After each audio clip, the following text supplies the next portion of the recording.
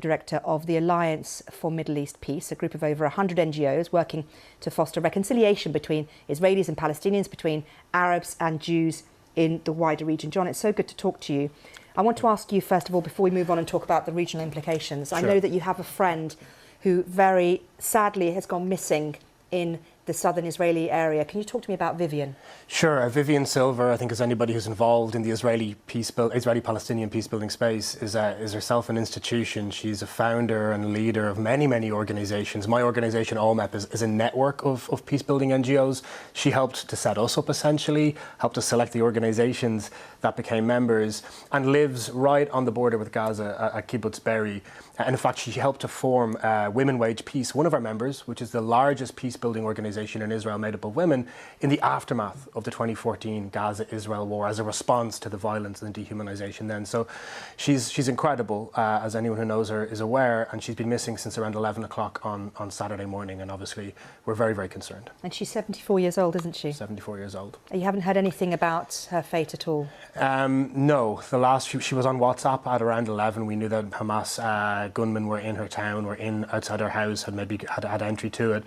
We had hoped then, when the food hall at Kibbutz Be'eri was being evacuated that evening, she'd be among the evacuees. She wasn't, and we find ourselves in a position now of really hoping that she was kidnapped, because the alternative is obviously much worse. Well, let's talk about what has been happening, because this is an unprecedented attack by Hamas in Israeli territory. We are now seeing retaliatory strikes by Israel. Yes. Where is the peace process? How is the peace process, if at all, going to start? Well, I mean, this is a moment to reckon with the fact that there hasn't been a peace process. I mean, we're at the 30th anniversary of the Oslo Accords, and in reality, in retrospect, they collapsed 10 years into that process. We had the last meaningful negotiations in 2014, but even they were via the United States. Why did the peace process collapse? I mean, some of it was related to what we're seeing right now, the ability for very violent, very extreme actors, both Israelis and Palestinians, it must be said, to use violence to overturn diplomatic processes, because the process itself was so thinly rooted.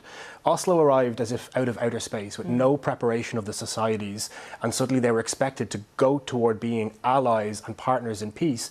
And in a situation like that, with thinly rooted diplomacy, it's very easy for extreme actors to overturn it. I mean, I come from Ireland, where a different approach was taken, where for 10, 15 years, civil society was built in advance of the Good Friday Agreement. And we need that long-term approach in Israel-Palestine now, because the dehumanization we see... You talked about that to me earlier. What do you mean by that? That's on both sides, right? What's the impact of dehumanizing the situation? I mean, first of all, we know it from our own societies, this level of polarization and sort of othering. In Israel-Palestine, it's X100, X1000, because of the trauma, the violence that both populations have been going through.